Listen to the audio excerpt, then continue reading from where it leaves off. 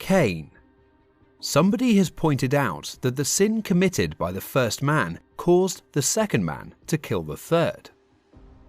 When God finished creating our world, He declared it to be very good. Few people today would argue that the world is in good shape. Something went terribly wrong.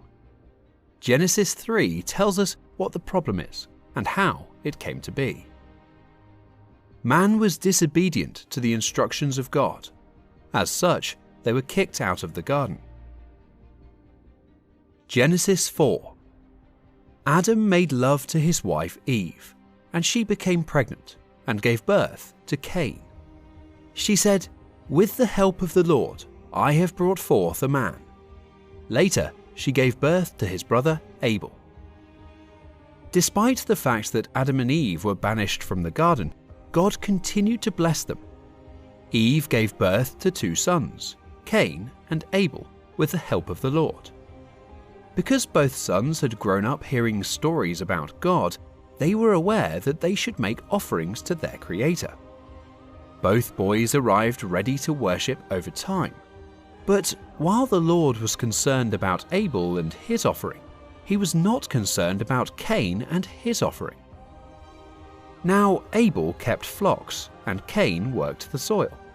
In the course of time, Cain brought some of the fruits of the soil as an offering to the Lord, and Abel also brought an offering, fat portions from some of the firstborn of his flock. The Lord looked with favor on Abel and his offering, but on Cain and his offering He did not look with favor. So Cain was very angry, and his face was downcast. Then the Lord said to Cain, "Why are you angry? Why is your face downcast?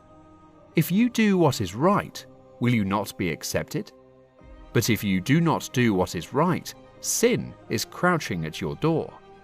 It desires to have you, but you must rule over it." Now Cain said to his brother Abel, "Let's go out to the field." While they were in the field, Cain attacked his brother Abel and killed him. Then the Lord said to Cain, "Where is your brother Abel?" "I don't know," he replied. "Am I my brother's keeper?" Adam's own family can be found here. His eldest son slays his middle son for the same reason they killed Jesus centuries later: envy. Envy was responsible for both the first and worst murders in history. Cain means gotten. When he was born, Eve said, "I have gotten," in the King James translation, him from the Lord. Abel is a Hebrew word that means breath or vapor. God chose Abel, the younger of the 2 children, because He did not want anyone to believe they had a natural right to His gifts and inheritance. God frequently chooses a younger person over an older one in the Bible. For example, Isaac over Ishmael, Jacob over Esau. The issue that separated them was that God accepted Abel's sacrifice while rejecting Cain's. Abel had learned from his parents that the only sacrifice acceptable to God was a blood sacrifice, the result of the taking of a life. God had already covered his parents' sin and shame by slaughtering animals and making a covering for Adam and Eve out of their skins. A principle was being established. Blood was shed to cover their shame. It began there and continues through to Calvary. As a result, when Abel came to worship God, he brought an animal sacrifice with him. Cain simply delivered fruits and vegetables. God was only pleased with Abel's offering, not with Cain's. This infuriated Cain. Despite God's warning that he should master sin, Cain deceives his brother, murders him, buries him, and completely disowns him. "Am I my brother's keeper?" he asks. Genesis 4, 10-26. And he said, "What hast thou done? The voice of thy brother's blood crieth unto me from the ground.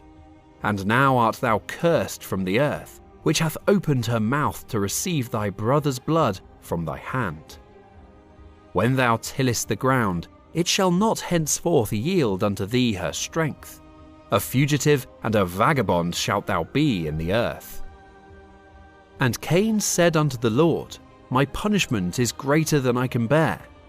Behold, thou hast driven me out this day from the face of the earth, and from thy face shall I be hid, and I shall be a fugitive and a vagabond in the earth. And it shall come to pass that every one that findeth me shall slay me. And the Lord said unto him, Therefore whosoever slayeth Cain, vengeance shall be taken on him sevenfold. And the Lord set a mark upon Cain, lest any finding him should kill him.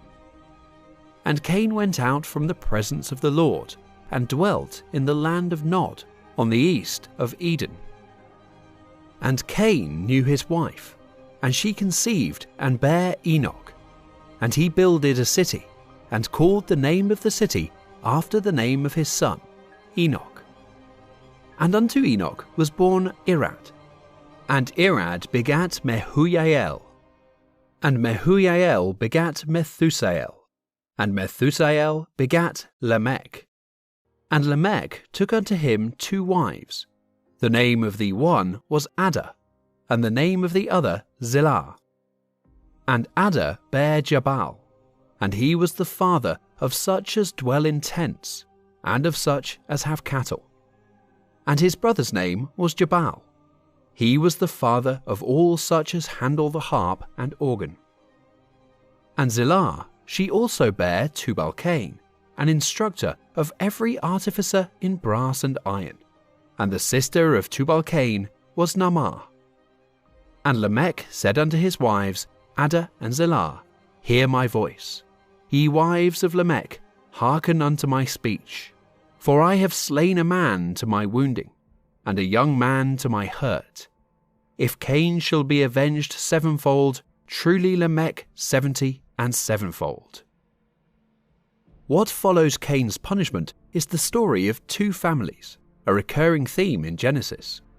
Unfortunately, Cain's murderous ways were passed down through his family line. We find a man bragging about his own violence by the time we get to his great-great-great-grandson. I killed a man for wounding me, Lamech boasted, 4:23. Notice too that Lamech was talking to his wives, plural. God's perfect design is only 4 chapters old, and already we find people reveling in bloodshed and flouting his design for marriage. Genesis 4:25-26.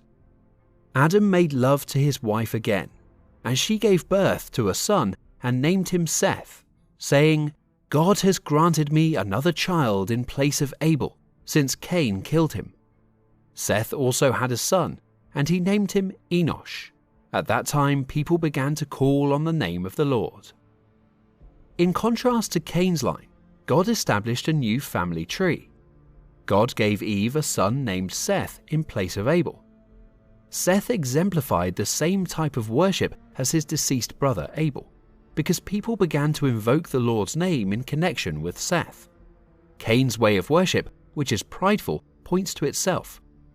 The humble way of worship, as practiced by Abel and Seth, calls out to God. Jude 11. Woe to them! They have taken the way of Cain.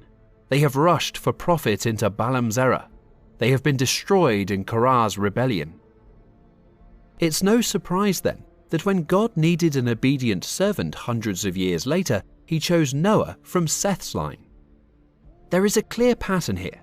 Bad people despise good people, and the ungodly are envious of the godly. This is a division that has existed throughout human history. So God's perfect world has become a place where goodness is despised and evil people justify their wickedness. Anyone who raises a question about one's conscience is despised.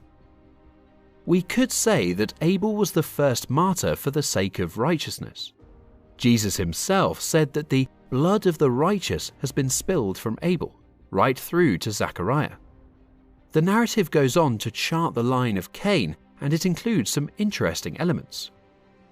Along with the names of Cain's descendants, their accomplishments are listed, most notably the development of music and metallurgy, including the first weapons. Cain's line was also responsible for urbanization. Cain's line was the first to start building cities, concentrating sinners in one place and thus concentrating sin. Because of this concentration, cities may have become more sinful than the countryside. As a result, what we might consider human progress is tainted. The mark of Cain, so to speak, is on these developments, and this is the biblical interpretation of civilization. Sinful activity is always at its core. Polygamy was also passed down through Cain's ancestors. Until that time, a man and a woman were married for life, but Cain's descendants had many wives, and we know that Abraham, Jacob, and David were polygamists. However, Adam and Eve's third son, Seth, with him we see the beginning of another line, a godly line. Men began to call on the name of the Lord through the line of Seth. These two lines have run throughout human history and will continue to do so until the end, when they will be forever separated. We live in a world where there is a Cain line and a Seth line, and we can choose which line we belong to and what kind of life we want to live.